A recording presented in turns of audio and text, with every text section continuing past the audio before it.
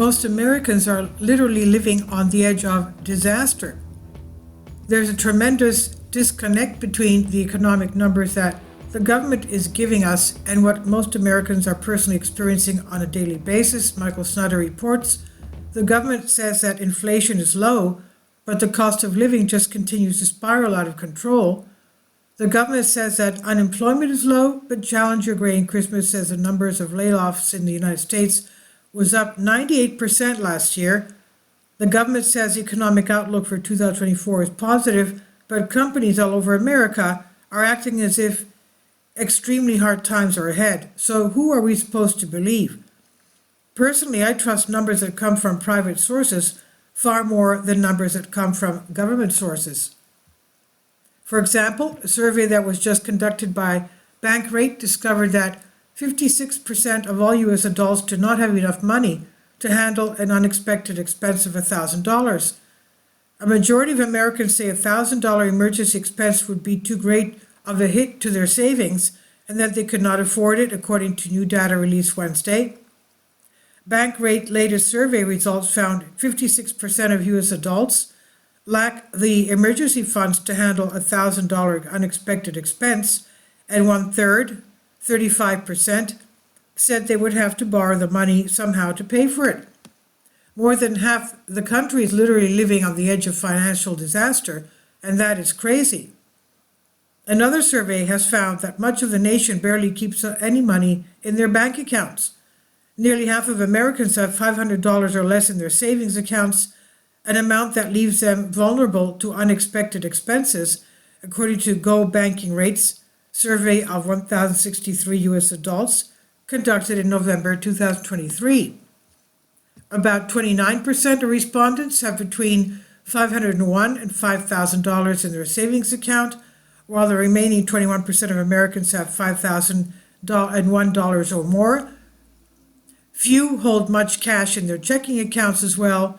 Of those surveyed, 60% report having $500 or less in their checking accounts, while only about 12% have $2,001 or more. Most Americans would be financially wiped out just by one major accident or an emergency. The vast majority of us are just barely scraping by from month to month, and the rapidly rising cost of living is making that increasingly difficult to do. One woman recently found a Taco Bell receipt from 12 years ago, as she discovered that prices are now approximately 3 times higher than they were back then. A TikTok video by a user who found an old Taco Bell receipt has gone viral, as Americans realize prices are now almost 3 times higher.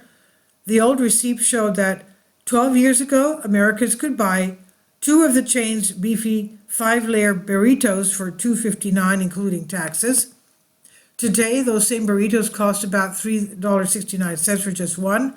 That does not include tax, which can vary across the U.S.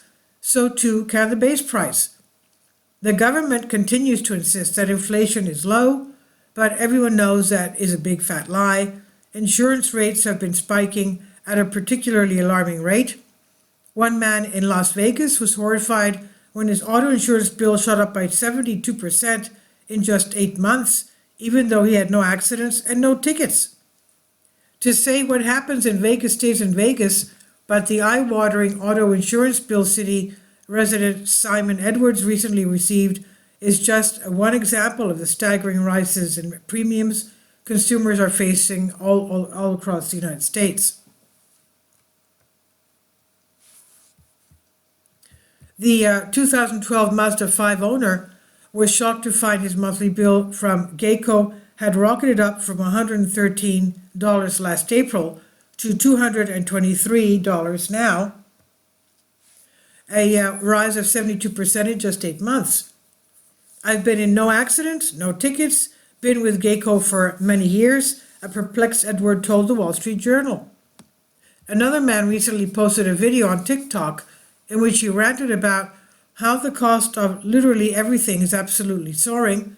4 years ago, he said, my rent was $1,200 a month at a luxury apartment complex, and now it's $2,100, not even including utilities.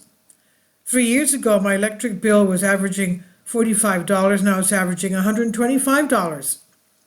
I went to the grocery store yesterday and got 3 bags of chips, some ground turkey, and some vegetables, and it was $67. This is unbelievable. U.S. consumers are being squeezed like never before, and as a result, debt levels have been rising to unprecedented levels. For an example, unpaid residential utility debt in the U.S. rose to a new all-time record of $20.3 billion last year. Bloomberg cites a new report from the National Energy Assistance Directors Association that reveals U.S. household utility debt hit a record as an alarming number of Americans can no longer afford heating and cooling their homes. NAADA said that 1 of every 6 ratepayers is behind on energy bills, adding residential utility debt hit a new record last year of $20.3 billion. Please don't let anyone tell you that the U.S. economy is in good shape. Most Americans are really hurting in this economic environment, and conditions continue to get even worse.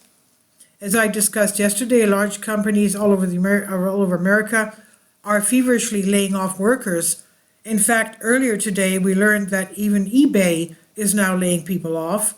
Online retailer eBay Inc. will cut about 1,000 jobs, or an estimated 9% of its full-time workforce, saying its number of employees and costs have exceeded how much the business is growing in a slowing economy. It marks the latest layoffs in the tech industry. CEO Jamie Iannone said that in a message to employees on Tuesday that the company also will reduce how many contracts we have within our alternate workforce over the coming months. The worse economic conditions became, the more crime we are going to see. At this point, looting has already become a way of life in some areas of the country. In Washington, D.C., a CVS store is permanently shut down because dozens of teens would literally loot the store multiple times every day.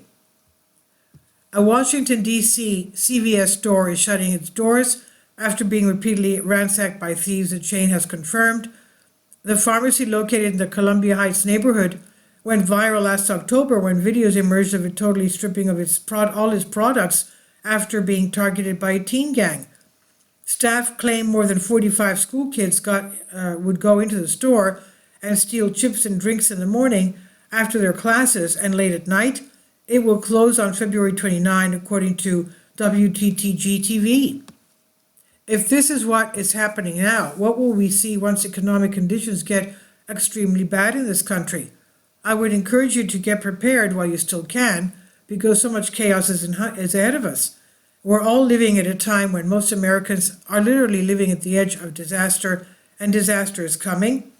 Millions will be wiped out by the economic tsunami that's approaching, and you do not want to be among those victims, Michael Snyder reports.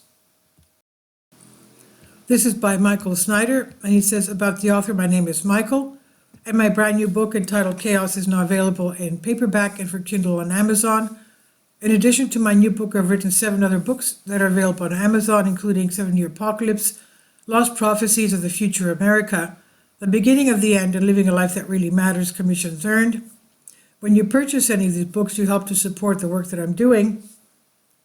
And one way that you can really help is by sending copies as gifts to family and friends. Time is short, and I need help getting these warnings into the hands of as many people as possible. I have also started a brand new Substack newsletter, and I encourage you to subscribe so that you won't miss any of my articles.